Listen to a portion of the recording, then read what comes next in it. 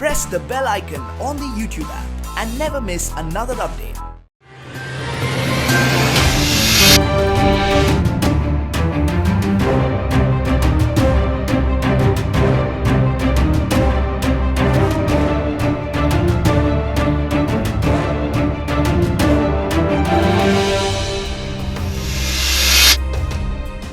नमस्कार, समर्थन लाईव्हमध्ये आपल्या सर्वांचं स्वागत. मी नवनाथ गुरव. आज आपल्या स्टुडिओमध्ये आगरी सेनेचे पालघर जिल्हाध्यक्ष जनार्दन पाटील उर्फ मामा, ज्यांना संपूर्ण पालघर जिल्हा मामा या नावाने ओळखतं, ते आज आपल्या स्टुडिओमध्ये उपस्थित आहेत. आगरी सेनेने भूमिपुत्रांच्या प्रश्नावर 8 फेब्रुवारीला राष्ट्रीय महामार्ग रोखण्याचं आंदोलन हाती घेतलं आहे. या आंदोलनाच्या बाबतीत बोलण्यासाठी आज आपल्याकडे पाटील साहेब उपस्थित आहेत. पाटील साहेब, आंदोलनाबाबत आपली नेमकी भूमिका काय? आंदोलनाबाबत आमची नेमकी भूमिका म्हणजे जे भूमिपुत्रावरती अन्याय होत आहे त्या विषयासाठी आम्ही आंदोलन करतो. काय अन्याय म्हणजे नेमके कोणते अन्याय होतात? बघा, पहिला विषय तर हा आहे की महानगरपालिकेने जी 40 पटीने घरपट्टी वाढवलेली आहे, हा तर भूमिपुत्रावरती अन्यायच आहे. आपण आगरी सेनेच्या नेतृत्वाखाली आंदोलन करीत आहात, परंतु आगरी, कुणबी, कोली अशा सर्वच समाजाचे प्रश्न आपण या आंदोलनाच्या प्रचार पत्रकामध्ये घेतलेले आहेत. काय आपली याबाबतीत नेमकी भूमिका काय?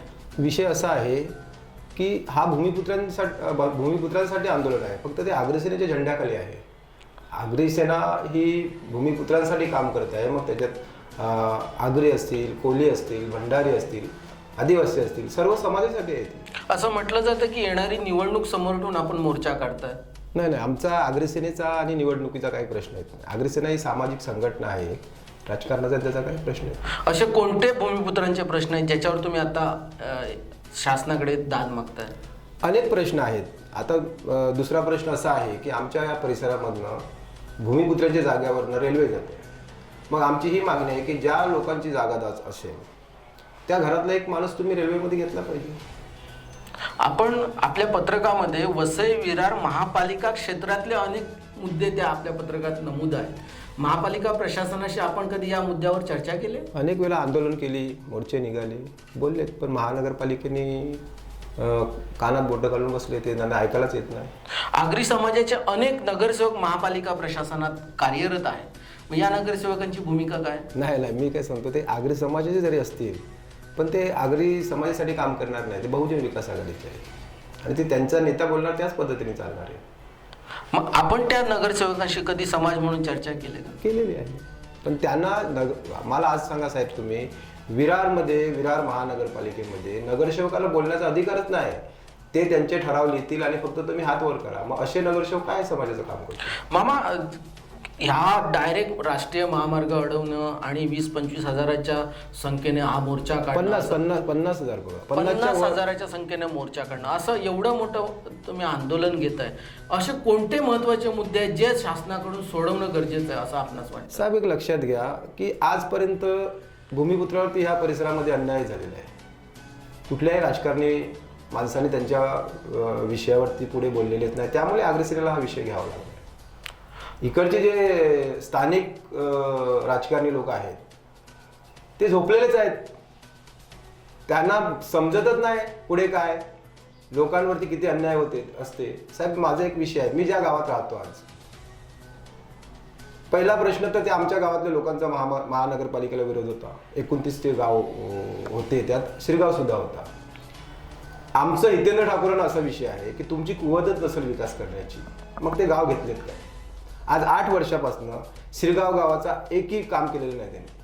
मग तो पाण्याचा प्रश्न असेल, रोडचा प्रश्न असेल, गटाराचा प्रश्न असेल. आम्हाला त्यावेळी वाटलं की चला ठीक आहे, महानगरपालिका आहे, परिसरातला विकास होईल. पण आम्ही आज 8 वर्ष मागे आलो. 8 वर्ष आमचा विकास झाला नाही, म्हणजे आम्ही 15 वर्ष मागे गेले विकास काम. मग या महानगरपालिकेचा आम्हाला काही फायदा नाही. महापालिका क्षेत्रातले जे प्रश्न आपण उचललेले आहेत ते नेमके कोणकोणते प्रश्न आहेत? असे महानगरपालिकेच्या क्षेत्रात जे प्रश्न आहेत, आज मला एक तुम्ही सांगा की साधं एक भूमिपुत्रांना एक घर जरी बांधायचं असेल तर महानगरपालिकेची परमिशन घ्यावं लागते. मग आज मला सांगा, आपल्या परिसरामध्ये आदिवासी आहेत, आगरी समाज आहे, भंडारी आहे, कोली आहे, अनेक समाज आहे का त्याला परमिशन घेणं गरजेचं आहे. एक छोटंसं घर बांधायचं असेल तर महानगरपालिकेने परमिशन देणंच गरजेचं आहे. काही लोकांना तलाठी ऑफिस सुद्धा माहीत नाही, तर ते महानगरपालिकेत जाऊन इतकं पत्रव्यवहार कधी पूर्ण करतील? जिल्हा प्रशासनाने आपल्या मोर्चा संदर्भात आपल्या शिष्टमंडळाशी काही चर्चा केली? आम्ही कायदेशीर जे काही पत्रव्यवहार करायचे आहेत ते आम्ही केलेले आहेत. नाही, तुम्हाला कधी चर्चेला बोलवलंय काय प्रशासन? नाही बोलवलं. पोलीस प्रशासनाने काय चर्चेला बोलवलंय की 50,000चा मोर्चा आपण काढू नका, तुमच्या काय प्रश्न असतील आपण सोडू, असा काय विषय झाला? तसा काही विषय झालेला नाही. आणि जर पोलिसांनी त्यांचं कायदेशीर कारवाई करत असतील तर त्याच्या समोर जाण्याची तयारी आहे. आपण 50,000चा मोर्चा काढताय आणि जिल्हा प्रशासन आपली दखल घेत नाहीयेत, याबाबत आपण काय पहा? हीच तर महत्त्वाचा विषय आहे. तुम्ही आता ह्या मेन मुद्द्यावरती तुम्ही बोलला. जर ही दखल अगोदरच घेत असती तर आज मोर्चा करण्याची गरजच पडली नसती. आगरी समाज आतापर्यंत शासन स्तरावर बेदखल राहिलाय, म्हणून अशी आज भूमिका शासनाची. लक्षात घ्या की आगरी समाज आज या परिसरामध्ये इतका मोठ्या संख्येने आहे. पालघर जिल्ह्यामध्ये आमचं ते एक स्वप्न होतं की आमचा एक आगरी आमदार पाहिजे होता. आज मला सांगा वाडवळ समाज किती टक्केने आहे? मग मला सांगा, आज 35 वर्षापासून मी बघतो, 35 वर्षापेक्षा जास्त झाली, फक्त वाडवळांची सत्ता आहे. आगरी कधी एकत्र येऊन दिलेलीच नाही.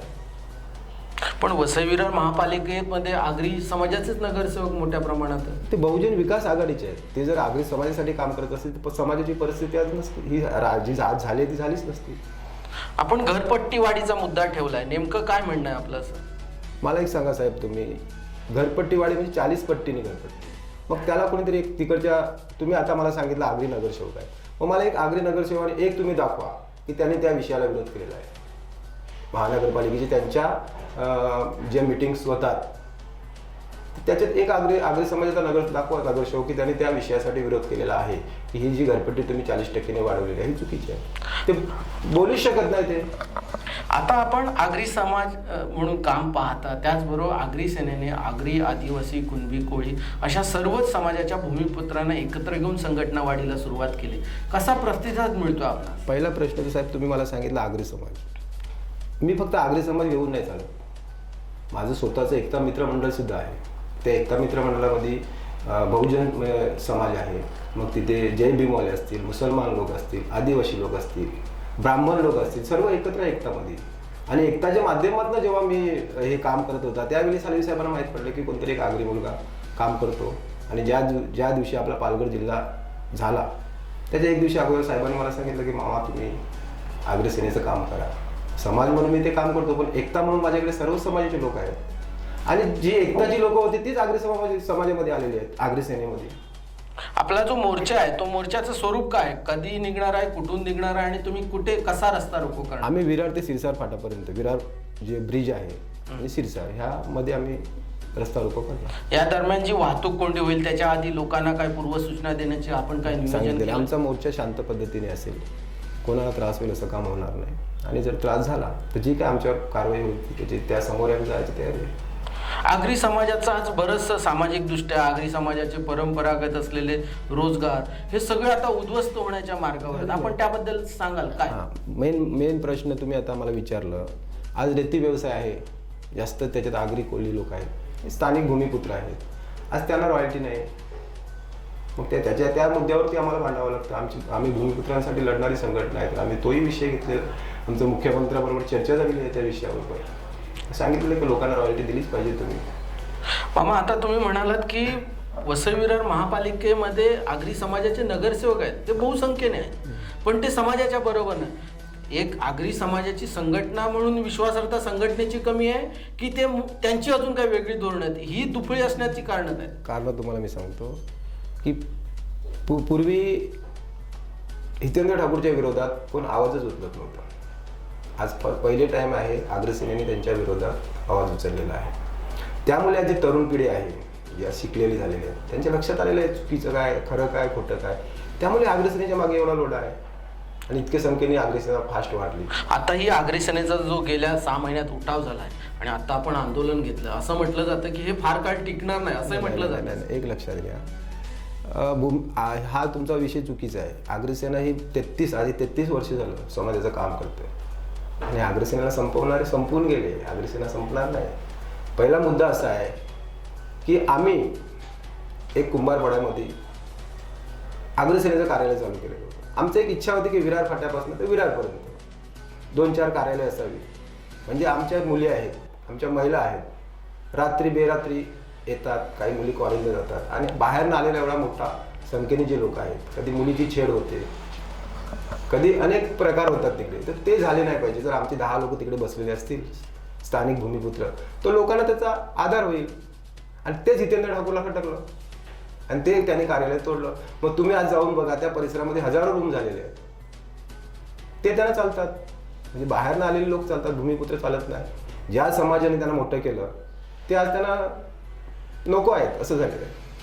त्यामुळे आगरी सेनेला आवाज उचलावा लागला. आपलं असं म्हणणं आहे की जितेंद्र ठाकूरांना स्थानिक आगरी समाज नकोय आणि त्यांना बाहेरचा समाज जवळचा वाटतो. यामागची त्यांची मानसिकता का असू त्यांचं राजकारण आहे, त्यांनी अभ्यास केलेला आहे की आता आपल्याला आगरी समाजाची गरज नाही. पण पूर्वी ज्यावेळी ते आमदारकीला उभं होतं तेव्हा ह्याच समाजाने त्यांना मोठं केलेलं आहे. ते विसरून गेले आणि कदाचित हेच समाज त्यांना खाली खेचील. आपलं असं म्हणणं आहे की जितेंद्र ठाकूरांना आगरी समाजाची एकत्र आला आगरी समाज तर याची भीती वाटते. 100% भीती आहे. जर तो एकत्र आला तर त्यांची राजकारणाला त्रास होऊ शकतो आणि त्या भीतीपोटीच आमचं ज्या दिवशी कार्यालय तोडलं त्या दिवशीच आम्ही समजलेले आहेत. आगरी समाजाचे नेते कैलास पाटील आणि आपण स्वतः पालघर जिल्ह्याचे या मोर्चाच्या निमित्ताने दौरे करत आहात, त्याचे नियोजन करत आहात, काय प्रतिसाद आहे आपणाचा? बघा, कैलास पाटील तर पहिला हा राजकारणी नव्हता, तो त्याचा एक स्वतःचा व्यवसाय सांभाळत होता. ज्यावेळी साईबाबा मंदिर तोडलं त्यावेळी आम्ही रिक्वेस्ट केलेली होती की ते मंदिर वाचव. मग मंदिर तोडताना आज ते मालकी जागेमध्ये मंदिर आहे, त्यानं विश्वासात घ्यायला पाहिजे होतं.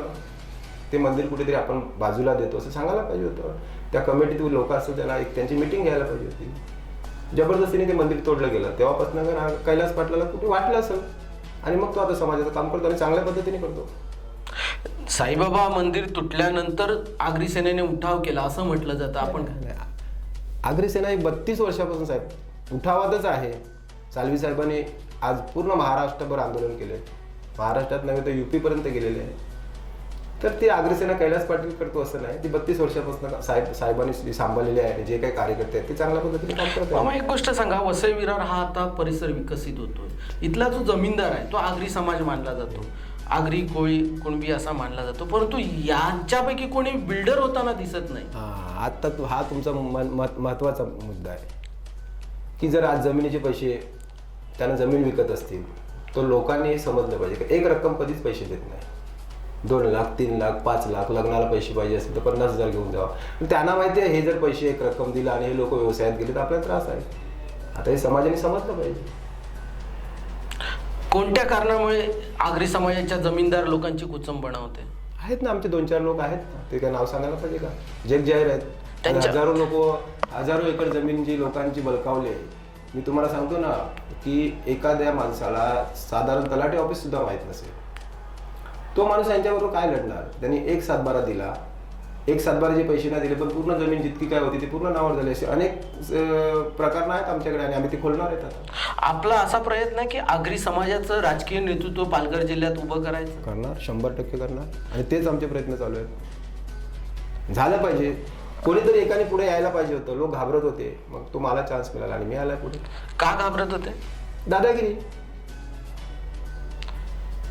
आमदार जो असेल तो आगरी समाजाचा असेल असं आपलं मत. मग आम्ही विजय पाटीलच्या रूपात बघतो आमदार. आणि मी भाषणात अनेक वेळा शिवसेनेच्या व्यासपीठावर सुद्धा बोललेला आहे की एक विजय पाटीलच्या रूपात आम्हाला आमदार वसईचा मिळेल असं यावेळी वाटतं. आपण म्हणता विजय पाटील जर आमदार असणार आहेत तर विजय पाटील वसई विधानसभा मतदारसंघातून लढतील असं आपलं म्हणणं. लढणार. मग त्याला आम्ही त्यांना तयार करणार लढण्यासाठी. मग या निवडणुकीची तयारी आपण आतापासून सुरू केली? सुरुवात आहे, बांधणी ती त्याच पद्धतीने चाललेली आहे असंही समजा. म्हणजे हे राजकीय म्हणजे ताकद तयार करण्यासाठी आपण ही संघटना बांधली? नाही, राजकीय ताकदचा प्रश्न नाही. आमचं एक स्वप्न आहे की एक आगरी आमदार असायला पाहिजे समाजाला न्याय मिळण्यासाठी. समाजाला न्याय मिळण्यासाठी. आगरी सेनेचे जिल्हाध्यक्ष जनार्दन पाटील, म्हणजे आपण संपूर्ण पालघर जिल्ह्यामध्ये त्यांना मामा म्हणून ओळखतात, ते आज आपल्याशी चर्चा करत होते. त्यांनी स्पष्ट सांगितलेलं आहे की आगरी समाजाचा एक आमदार असावा.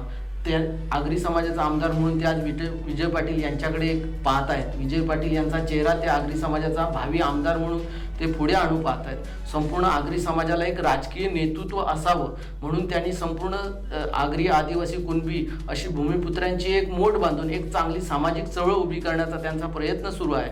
त्याच प्रयत्नाचा भाग म्हणून येत्या 8 फेब्रुवारीला त्यांचा राष्ट्रीय महामार्ग रोखण्याचा एक आंदोलनाचा भाग आहे. मामा, समर्थन लाईव्ह मध्ये आपण आलात आणि आमच्याशी चर्चा केली त्याबद्दल धन्यवाद.